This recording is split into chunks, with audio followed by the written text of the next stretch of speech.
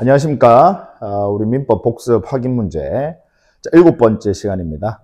같이 1번 문제부터 해설해 보도록 하겠습니다. 자, 1번. 갑은 자신의 토지를 을에게 매도하면서 계약금을 수령한 후에 계약금 받고 중도금과 잔금은 1개월 후에 지급받기로 약정하였다. 다음 설명 중 틀린 것은 1번. 갑과 을 사이에 계약금을 위약금으로 하는 특약도 가능하다. 옳은 지문이죠. 여러분, 계약금은 계약금으로는 추정이 됩니다. 근데 위약금으로 추정되는 것은 아니에요. 위약금은 손해배상액의 예정을 이야기하는 겁니다. 그래서 위약금은 별도의 특약을 했을 때 그때 위약금으로 효력을 발휘할 수 있겠죠. 특약도 가능하다. 옳은 지문. 2번. 갑과 을 사이의 계약금 계약은 매매계약의 종된 계약이다. 맞아요. 그러니까 이 계약금 계약은요, 이 큰 매매 계약이 있고, 요 안에 또 계약금 계약이 있다라고 이렇게 이해를 합니다. 그래서 계약금 계약은 이 매매 계약 안에 종된 계약이다. 옳은 지문. 3번. 을은 중도금 지급 후에는, 즉, 이행의 착수 후에는 이 말이죠. 이미 중도금이 지급됐다라고 하는 것은 이행이 착수됐다 이 말입니다. 그래서 이행 착수 후에는 특약이 없는 한 계약금을 포기하고 계약을 해제할 수는 없다. 즉 우리 민법 565조 이 계약금 규정은 이행 착수 후에는 이 계약금 계약에 의한 계약 해제를 할 수가 없거든요. 그래서 특약이 없는 한 계약금을 포기하고 계약 해제는 할 수 없다. 옳은 지문. 그 다음 4번 지문 보시면 을의 해약금에 기한 해제권 행사로 인하여 발생한 손해에 대하여 갑은 배상을 청구할 수 있다. 4번이 틀렸네요. 자, 여러분, 우리 계약금 계약은요, 서로 간에 양당사자 간에 계약을 해제할 수 있는 그 권한을 유보시켜 놓은 거예요. 권리입니다. 그러니까 내가 준 사람은 교부자는 이를 포기하고 계약을 해제할 수 있고요. 그 다음에 받으신 분, 수령자는 배액을 상환하고 계약을 해제할 수 있다라고 되어 있어요. 그 권한을 부여한 겁니다. 이건 적법한 권한이니까 당연히 뭔가 의무 불이행, 위법은 아니에요. 따라서 손해배상을 청구할 수는 당연히 없죠. 4번은 X. 5번. 갑과 을 사이에 해약금에 기한 해제권을 배제하기로 하는 약정, 특약을 했다 이 말이죠. 자, 우리 계약법에 나오는 규정은 원칙적으로는 여러분 임의 규정입니다. 따라서 특약으로 배제를 하거나 얼마든지 달리 정할 수 있습니까? 없습니까? 있어요. 따라서 약정을 하였다면 더 이상 그 해제권을 행사할 수는 없다. 즉 특약으로 배제 가능하다라는 거죠. 옳은 지문입니다. 자, 2번 문제.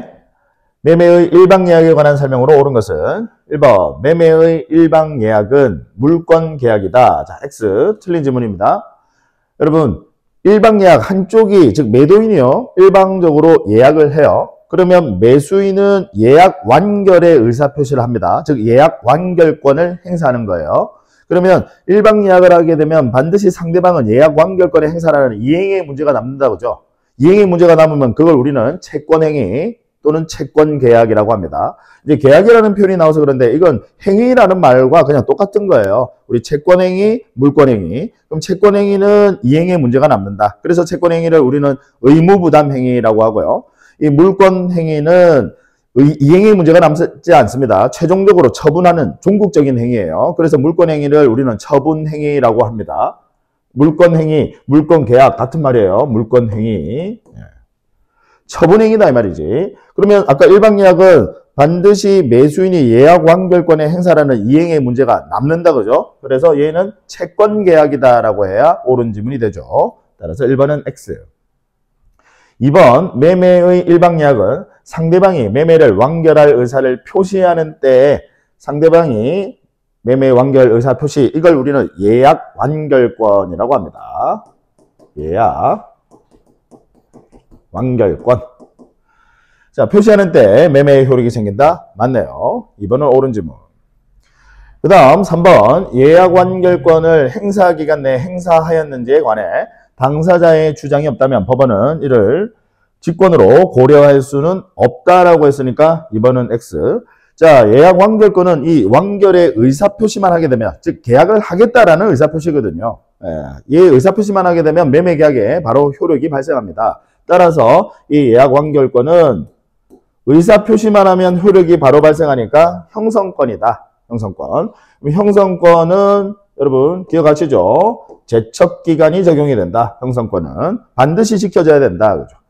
그래서 당사자가 주장하지 않더라도 법원이 얘는 직권으로 고려, 즉 조사한다 이 말이죠. 주장하지 않더라도 법원에서 그걸 제척기간 도화 여부를 판단하고 원고, 승패소 여부 결정한다 이 말입니다.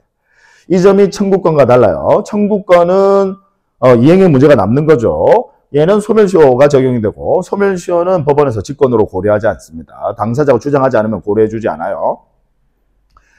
4번 질문. 매매 예약이 성립한 이후 상대방의 예약 완결권 행사 전에 목적물이 전부가 멸실이 됐대요. 예약 완결권 행사 전에 목적물이 전부가 멸실이 됐습니다. 즉 불능이 돼버렸다 이 말이지.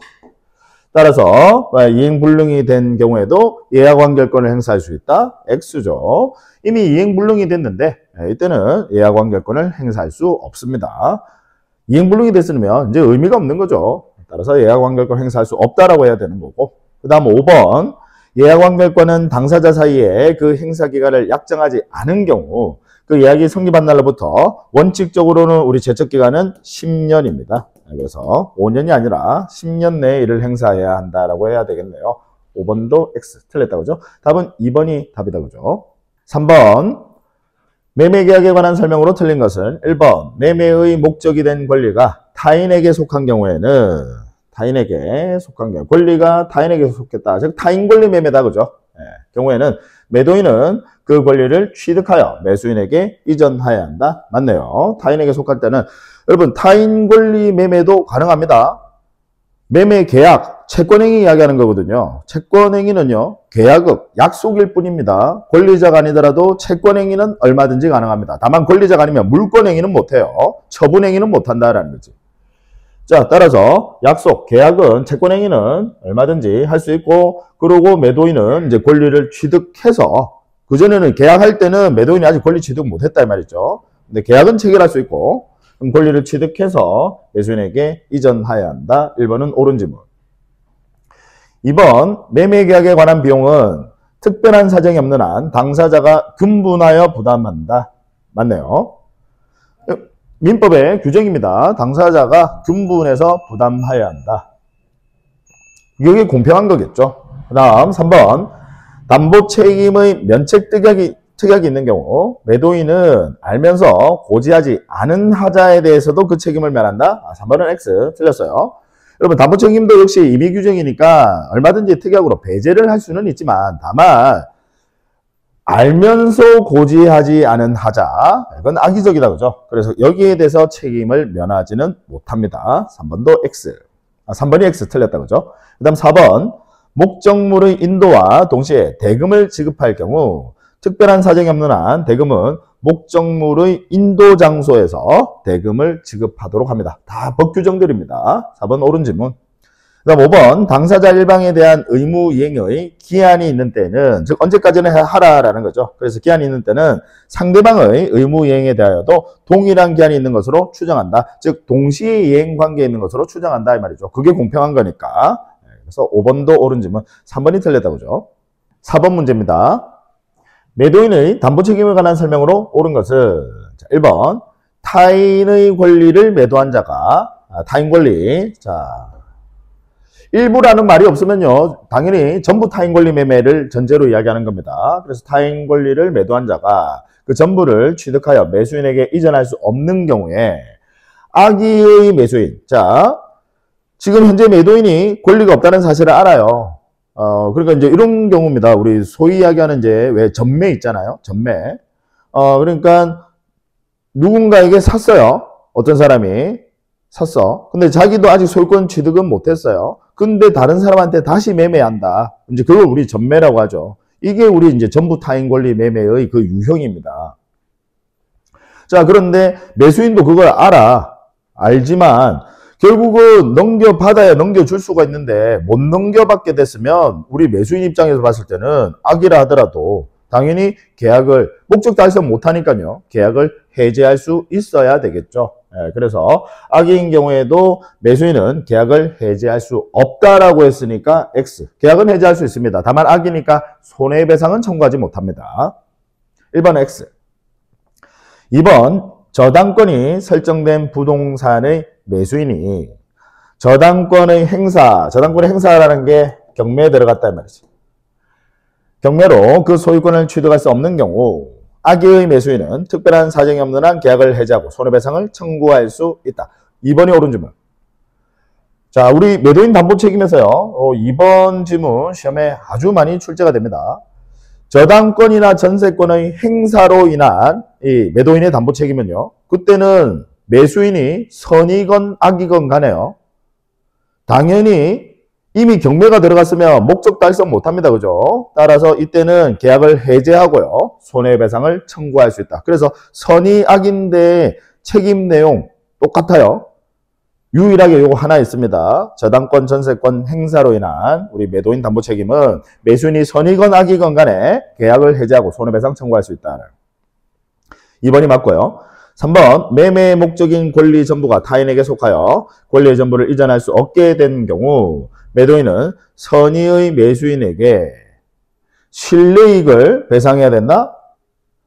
X. 실내이익이 아니라 이행이익을 배상해야 됩니다. 우리 원칙은 이행이익 배상이 원칙입니다. 이행이익이라는 게 이제 여러분 시세 차익 생각하시면 돼요. 이행이익 배상이 원칙인데 다만 우리 실내이익은 어디서 한번 등장했었다 그죠? 어디에서 등장을 했었죠? 실내이익 배상. 계약 체결상의 과실책임. 계약 체결상의 과실책임은 아예 얘는 계약 체결할 당시에 목적물이 원시적 전부불능. 그럼 그때는 실내이익 배상을 합니다. 그때만. 원칙은 이행이익이다라고 이렇게 정리를 하시기 바랍니다. 3번 X고요. 그 다음 4번 매매 목적 부동산에 전세권이 설정된 경우 계약 목적 달성 여부와 관계없이 선의의 매수인은 계약을 해지할 수 있다. X. 틀렸네요. 4번도. 자, 전세권이 설정이 되어 있거나 뭐 다른 지상권이 설정이 되어 있거나 뭐 지역권이 설정이 되어 있거나 즉 용익 또는 이제 점유 누군가가 다른 사람이 점유하고 있더라 쓰고 있더라 이 말이지. 그래서 그것 때문에 매수인 입장에서 봤을 때는 피해가 있을 수 있잖아요. 그래서 이 경우에도 이제 매도인에게 담보 책임을 물을 수 있도록 하는데 다만 매수인이 선일 때 계약 목적 달성 여부와 관계없이 이 부분이 틀렸어요. 계약 목적을 달성할 수 없는 경우에는 선의 매수인은 계약 해지할 수 있습니다. 그래서 이 부분이 틀렸다 그죠? 5번 권리의 일부가 타인에게 속한 경우 선의의 매수인이 갖는 손해배상 청구권은 계약한 날로부터 1년 내에 행사해야 한다. X. 자, 여러분 우리 권리의 하자가 있고요. 그 다음 목적물의 하자가 있습니다. 강학상은요. 우리 권리의 하자를 그냥 담보 책임이라고 하고 목적물의 하자를 하자 담보 책임이다라고 이렇게 표현을 합니다. 담보 책임은요. 당연히 신속하게 책임을 물을 것을 요구합니다. 그래서 제척기간이 적용이 되는데요. 권리의 하자는 얘는 이렇게 정리해 주셔야 돼요. 권리의 하자는 원칙이 1년이에요. 1년. 자, 그런데 목적물의 하자는요. 6개월입니다. 우리 제척기간이요. 자, 그런데 여러분 1년 6개월인데요. 선의인 경우에는 안날로부터예요. 안날. 그럼 대부분의 경우에는 악의인 경우에는 아예 담보 책임을 못 묻거든요. 근데 악의라도 담보 책임을 물을 수 있는 경우가 있다 그죠? 그럼 악의인 경우에는 안날로부터 하시면 안 되잖아. 다른 건 원칙은 다 1년 다 이게 안날이 안날. 다만 악의인 경우에는 안날이라는 게 안날 이러면 안 되지 않습니까? 그래서 악의인 경우에만 계약을 한 날부터입니다. 아시겠죠? 그러면 아까 우리 일부 타인 권리 매매 악의인 경우에도 지금 일부 타인 권리의 매매 만약에 악의인 경우에도 대금 감액은 청구할 수 있거든요. 그러면 얘는 계약을 한 날로부터 1년이죠. 그죠? 계약을 한 날로부터 1년. 악의는 근데 선이니까요. 선이니까 이때는 계약 한 날부터가 아니라 안날이라고 나와야 되겠죠. 안날로부터 1년 내에 행사해야 된다. 그래야 옳은 질문이 되겠죠. 자, 여기까지. 답은 몇 번이? 2번이 답이다. 그죠? 5번 문제. 환매에 관한 설명으로 틀린 것은 1번 부동산에 대한 매매 등기와 동시에 환매권 보류를 등기하지 않더라도 제3자에게 대항할 수 있다. 1번이 바로 틀렸네요. 답 지문은 아주 쉽다. 그죠? 여러분 당연히 등기해야 대항력 생깁니다. 등기하지 않으면 대항력 생기지 않아요. 그 다음 우리 환매하고요. 임대차, 얘는 계약법 중에서도 사회적 약자 보호 때문에 이 두 가지는 강행 규정을 두고 있습니다. 그래서 환매 계약은 매매 계약과 반드시 동시에 이루어져야 하고요. 그 다음 환매 기간은 5년을 넘지 못한다라는 역시 강행 규정 두고 있습니다. 그 다음 2번 질문 보시면 환매 특약은 매매 계약과 동시에 해야 한다. 맞고요.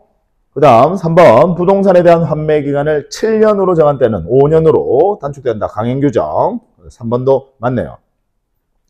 4번 환매 등기가 격려된 나대지에 건물이 신축된 후에 환매권이 행사된 경우 특별한 사정이 없는 한 그 건물을 위한 관습상의 법정지상권은 발생하지 않는다. 자, 옳은 지문입니다.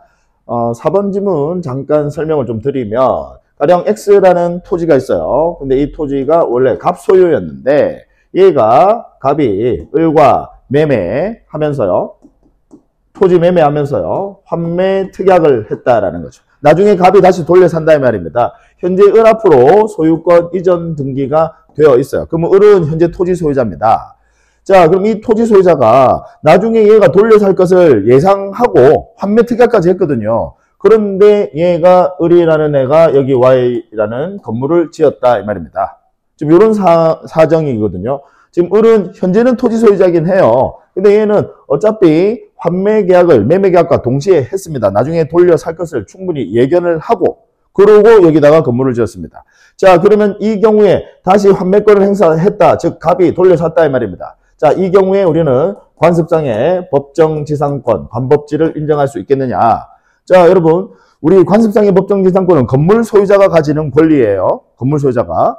자, 그런데 물론 토지 건물이 동일인 소유는 맞기는 하죠. 다만 우리 대법원 판례는 이때 이 을이라는 사람은 이미 환매가 될 것을 알고서 이 건물을 지었다. 그러면 충분히 건물이 철거될 것을 예견하고 건물을 지었으니까 이 경우에는 당연히 공평의 원칙에 입각한 우리 법 규정, 우리 법의 취지, 법의 이념을 봤을 때 관습상의 법정지상권은 인정하지 않는 것이 타당하다라는 게 대법원 판례입니다. 따라서 4번은 법정지상권 발생하지 않는다라고 했으니까 맞네요. 그 다음 5번 특별한 약정이 없는 한 환매대금. 환매대금은요. 우리 매도인이 매수인한테 다시 돌려주고 사는 그 대금을 이야기해요. 그러면 우리 매도인은요. 매수인이 지급한 그 매매 대금과 플러스 매매 비용 이걸 주고 돌려 사는 겁니다. 그래서 제가 대비 이렇게 지금 기억하시라고 대비 이렇게 이걸 우리는 환매대금이라고 합니다. 이 돈 주고 돌려 산다 그죠? 따라서 환매대금에는 매수인이 부담한 매매 비용이 포함된다. 옳은 지문이다 그죠? 답은 1번이 틀렸다 그죠? 6번 문제. 갑은 자신의 X 건물을 을의 Y 토지와 교환하는 계약을 체결하면서 을에게 8천만 원의 보충금을 지급하기로 약정하였다. 자, 갑이 자신의 X라는 건물과 그 다음에 을은 Y라는 이 토지. 자, X 건물은 한 1억 원 상당이고 이 Y 건물은 한 2억 원 정도 상당이더라. 이 Y 토지는. 자, 교환하는 계약을 서로 간에 교환 계약을 체결했다. 자, 을에게 8천만 원의 보충금을 얘는 1억짜리 가지고 있으니까 보충금 지급을 하기로 했대요. 보충금을 자, 8천만 원 지급하기로 약정을 했다. 설명 중 틀린 것은 1번 갑과 을의 교환 계약은 서면의 작성을 필요로 하지는 않는다. 맞죠? 여러분 낙성 계약입니다. 그냥 청약과 승낙, 의사표시 합치만 있으면 계약이 성립합니다. 뭐 반드시 서면으로 작성해야 되는 건 아니에요. 그럼 뭐 매매 계약도 다 마찬가지입니다. 우리 임대차 계약도 마찬가지고요. 2번, 을은 갑의 보충금 미지급을 이유로 교환계약을 해지할 수 없다. X. 보충금 미지급도 역시 채무불이행입니다. 그럼 채무불이행이 있을 때 그 상대방은 계약을 해지하고요. 손해배상도 청구할 수 있죠. 2번은 X. 틀렸고. 3번, 계약 체결 후 이행 전에 X 건물이 지진으로 붕괴된 경우, X 건물이 지진으로 붕괴가 됐다. 자, 그러면 계약 체결 후 이행 전에 붕괴가 됐다. 그러면 얘는 여러분 후발적 불능이다. 그죠? 지진으로 붕괴됐어요. 그럼 채무자에게 과실이 있어요? 없어요? 지진으로 붕괴가 됐으면 채무자에게 과실이 있습니까? 없습니까? 없어요. 그래서 후발적 불능이고 채무자는 무과실이더라. 그러면 여러분들 뭐로 가셔야 돼? 위험부담의 법리로 가셔야 됩니다. 이때는 이렇게 좀 기억해 주시자고요. 후발적 불능이고 채무자가 무과실이다. 지진하면 채무자 무과실. 그러면 위험부담, 후무의. 따라서 이 경우에는 채권자에게도 과실이 없으니까요. 그죠? 채권자에게도 과실이 없어. 지진으로 붕괴가 됐습니다. 그 다음 뭐 채권자가 수령지체다라는 이런 표현 없지 않습니까? 그럼 채권자에게도 과실이 없으니까 채무자 위험부담으로 가셔야 됩니다. 따라서 채무자는 이행 청구할 수 있습니까? 없습니까? 없어요. 그러니까 지가 가지고 있던 소유하고 있는 그 기간 내에 그 건물 뭐 무너지게 되면 그러면 자기가 위험 떠안으셔야 되겠죠. 따라서 대가 지급 청구는 못합니다. 그래서 을에게 Y 토지의 인도를 청구하지는 못한다라고 했으니까 옳은 지문이다. 그죠? 4번, X 건물에 설정된 저당권의 행사로 을이 그 소유권을 취득할 수 없게 된 때 저당권 실행으로 행사, 경매에 들어갈 때 말이죠. 그래서 소유권을 취득할 수 없게 된 경우 을은 계약을 해지할 수 있다. 계약을 해지하고 손해배상도 청구할 수 있죠. 담보책임. 그러니까 우리 교환계약도 전부 다 유상계약, 쌍무계약, 얘들 위험부담의 법리 적용되고요. 그 다음에 담보책임의 법리 다 적용됩니다.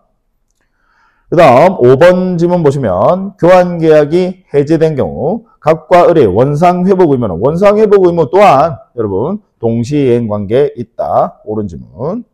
매매도 다 마찬가지죠. 7번 문제. 민법상 임대차 계약에 관한 설명으로 틀린 것은 1번 임대인이 목적물을 임대할 권한이 없어도 임대차 계약은 자 권한이 없는 자도 여러분 계약, 채권 행위 할 수 있습니까? 없습니까? 있어요. 그래서 임대차 계약은 유효하게 성립한다. 맞고. 2번 임차 기간을 연구로 정한 임대차 약정은 특별한 사정이 없는 한 허용된다. 맞아요. 우리 민법상 임대차는 원칙적으로 최장 존속기간에 관한 제한 규정이 없습니다. 따라서 영구무한의 약정도 가능할 수 있다는 게 우리 판례 입장. 2번은 맞고. 3번 임차인은 특별한 사정이 없는 한 자신이 지출한 임차물의 보존에 관한 필요비 금액의 한도에서 차임의 지급을 거절할 수 있다. 자, 옳은 질문입니다. 여러분 잠깐 보시면 우리 비용상한 청구권이 있고요.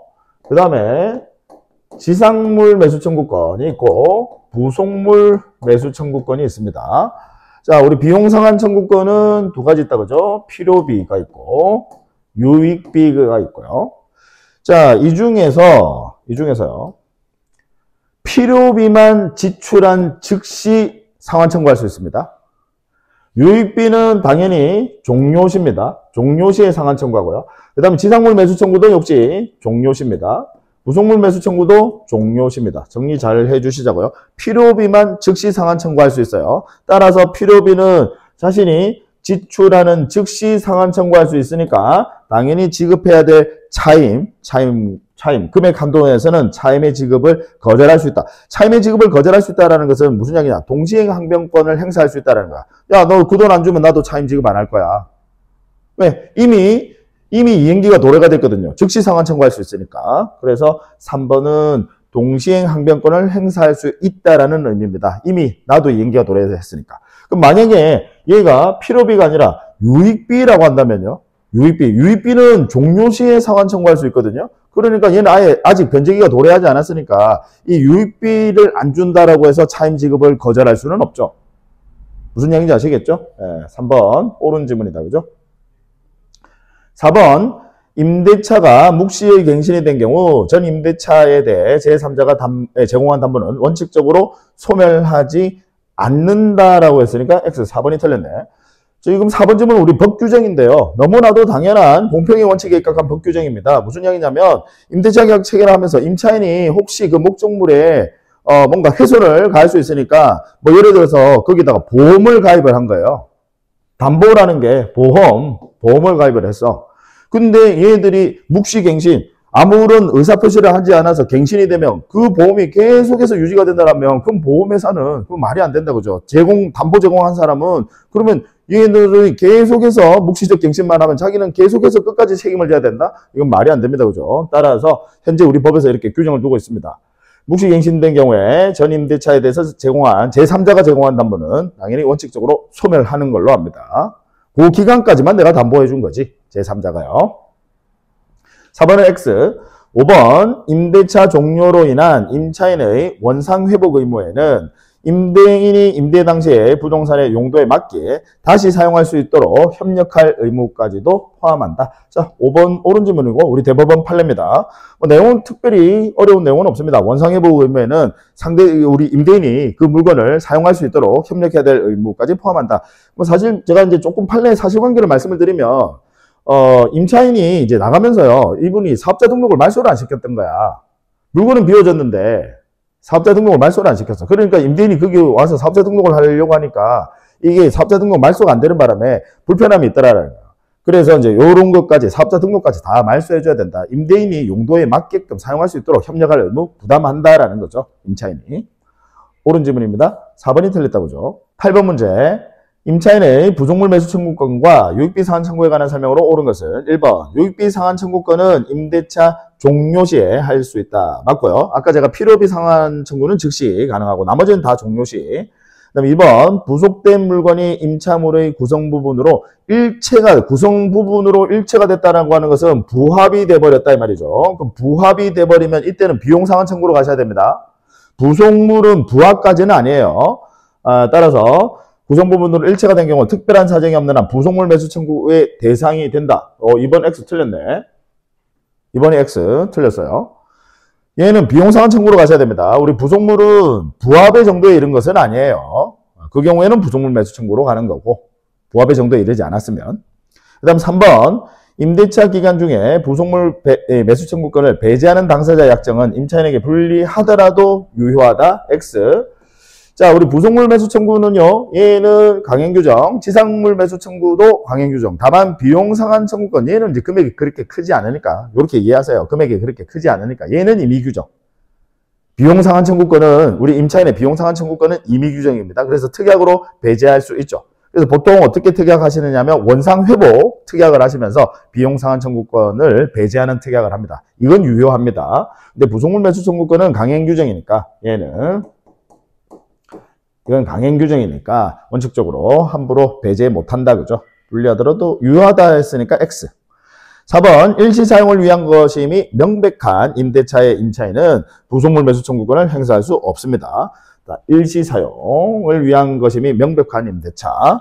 가령 뭐 펜션 빌린다 이런 거지. 그런데 임차인은 이때 부속물 매수 청구 못해요.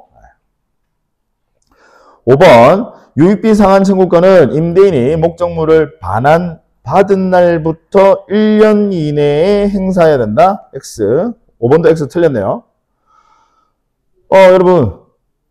목적물을 받은 날부터 우리 유익비 상환 청구권은 종료시 하는 거다. 그죠? 종료시에. 그래서 종료시에 상환 청구는 할 수 있습니다. 그래서 상환 청구는 할 수 있는데 다만 받은 날이니까 종료시 맞아요. 그러니까 얘는 맞지. 그런데 기간이 1년이 아니라요. 6개월, 종기는 6개월 내에 행사해야 합니다.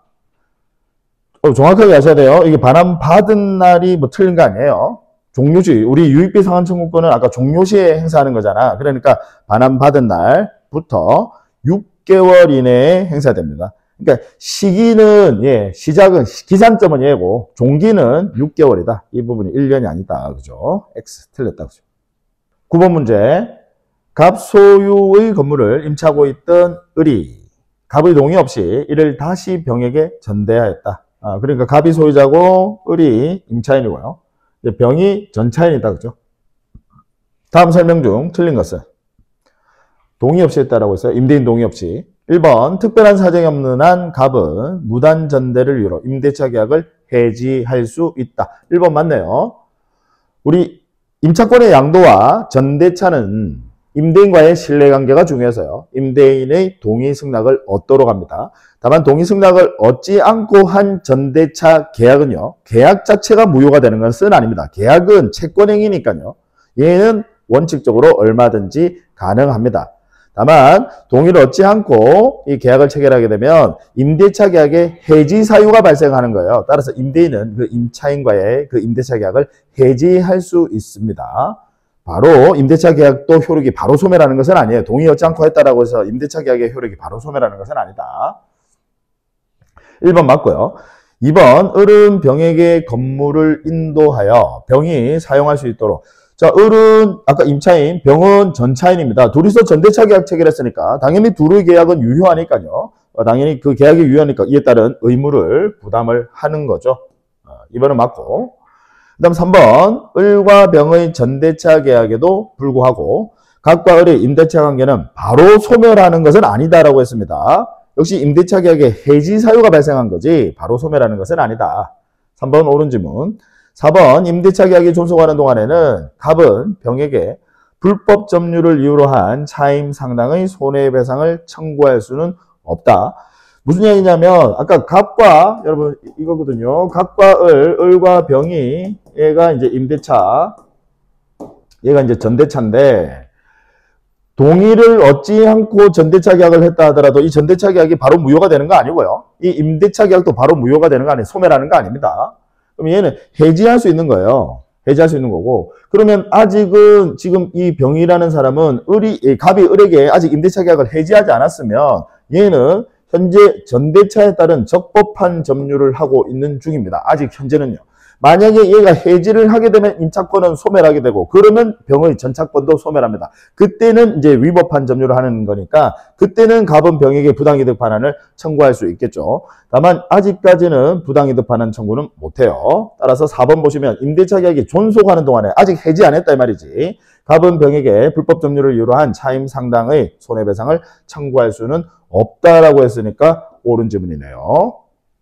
해지를 하게 되면 이제 청구할 수 있어요. 해지하기 전까지는 안 된다.